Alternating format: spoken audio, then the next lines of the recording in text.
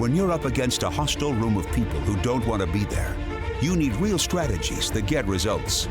Welcome to From Hostage to Hero, the show that gives you practical advice you can use right now in the courtroom, boardroom, or classroom. Learn how to move your unwilling audience to one that is invested in what you're saying, eager to participate, and engaged in the process.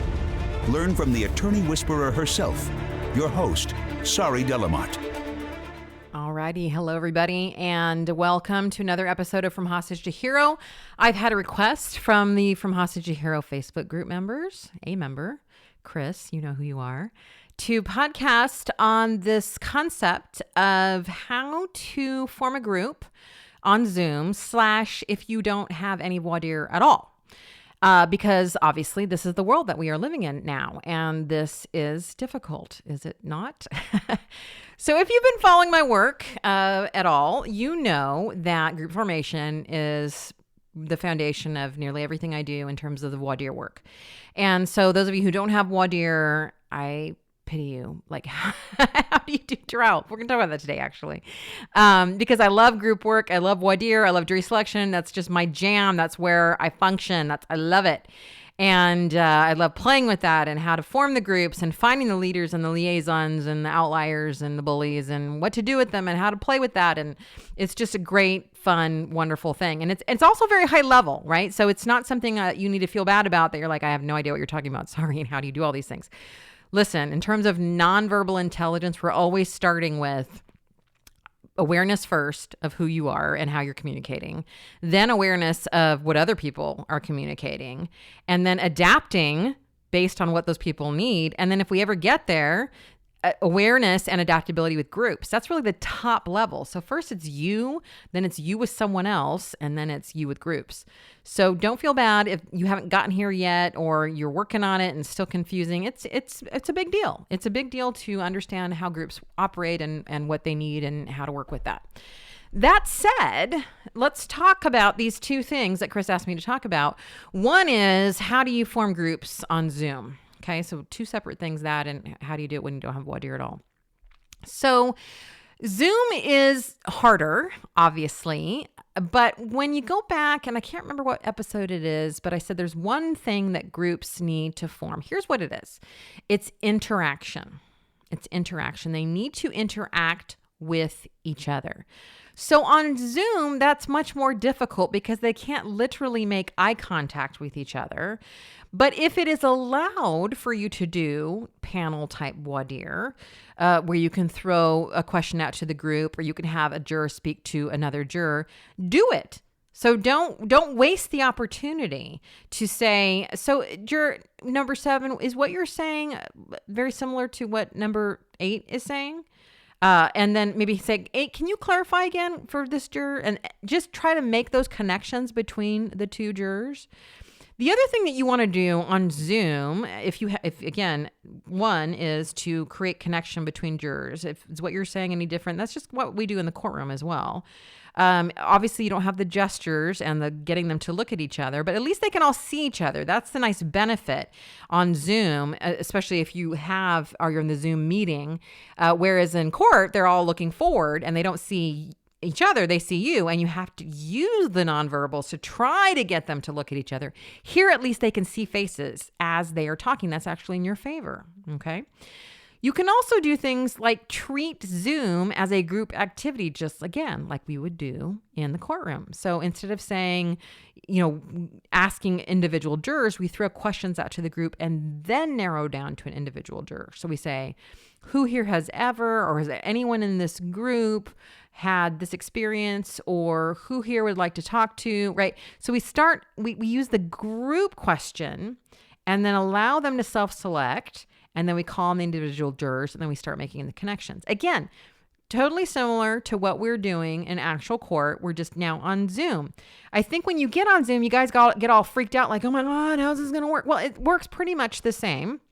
I mean, it's obviously very different in terms of we're not physically together, but you can still do the same things. Make connections between jurors, throw out questions to the group, have people self-select, make more connections, so on and so forth.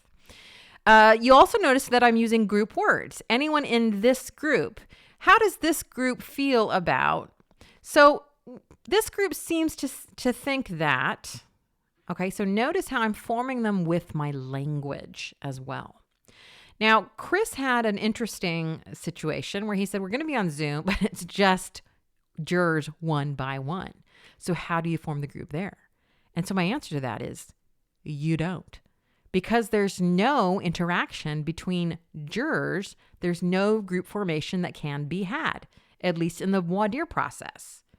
So now we're left with the question of what do you do if you don't have voir dire, at least traditional voir dire, / you don't have voir dire in your jurisdiction, for those of you who don't have voir dire normally. So here's what I want you to think about.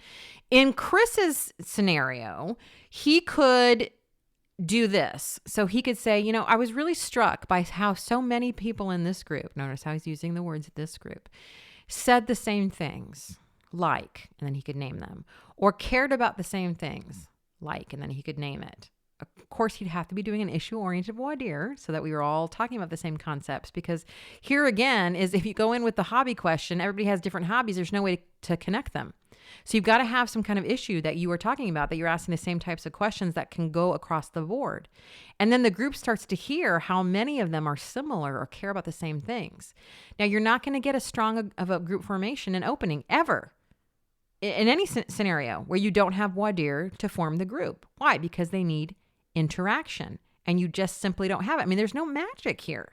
There's no formula that says, here's how you form a group in opening when they can't look or talk to each other. It just doesn't happen, at least not the way that I'm talking about group formation, okay? So there's no magic formula here, but he can do things like that. Now, one of the things that are really important, if you think about what's happening in our world right now, we're thinking about, the Black Lives Matter movement or all of the protests or people coming together, is that group formation also does happen around common themes and principles that people believe in.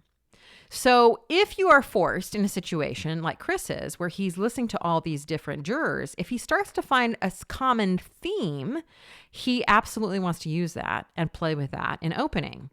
And he can do that, just like I said. I've heard from so many of you about X, right? And then they start to go, oh, we're all here and we believe X is wrong, or we believe Y should be corrected, or we believe Z happened, or whatever it might be, or that Z is a problem in the community.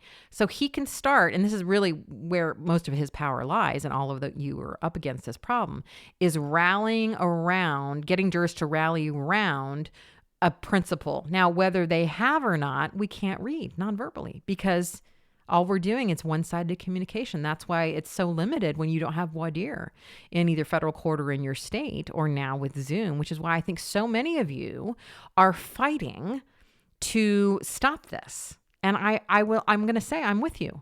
I'm totally with you, because I think we lose justice when we put everything online.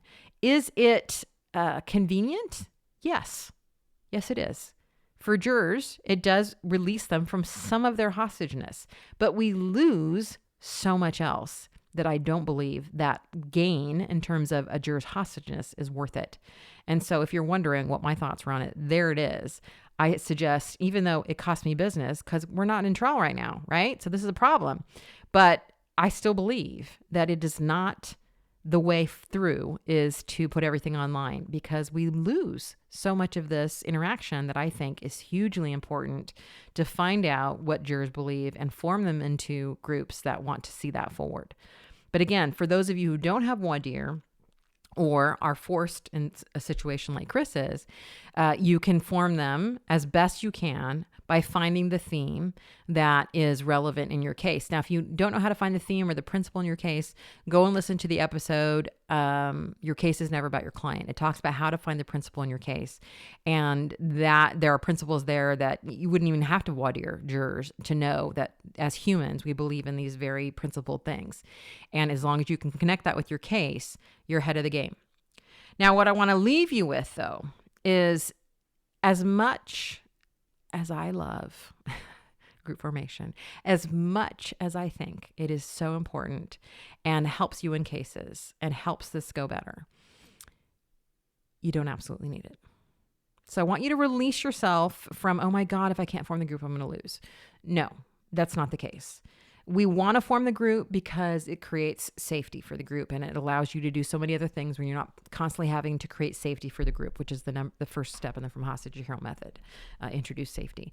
It frees you up in so many ways. It's a group activity in the back verdict room, so it teaches the jurors how to work together when you form them in a group. It does so many things for you, but you don't absolutely need it. We know this. Those of you who go to federal court, and I mean, we can't in many cases voir dire them there. So what you really need is to have the winning story and overcome any juror objections about how money can help.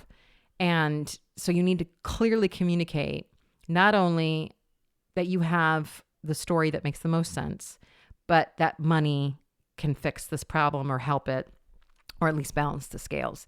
Those are really what wins cases. I mean, those are the two big things. Jurors want to know what's the right side and how is money going to fix any of this.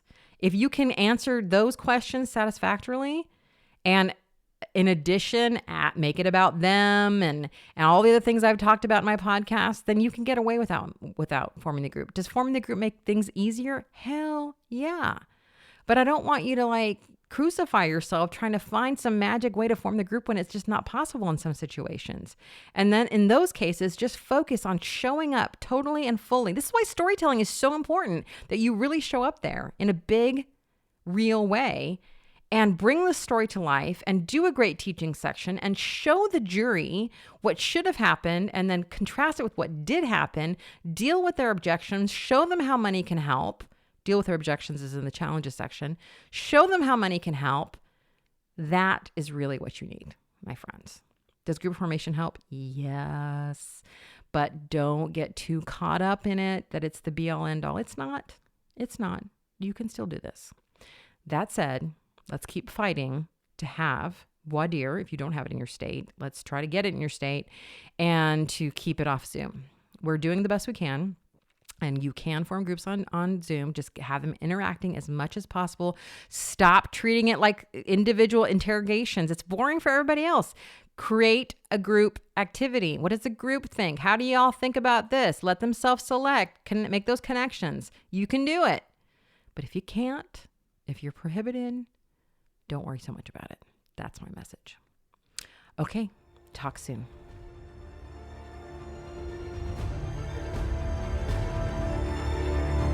That's it for this episode of From Hostage to Hero.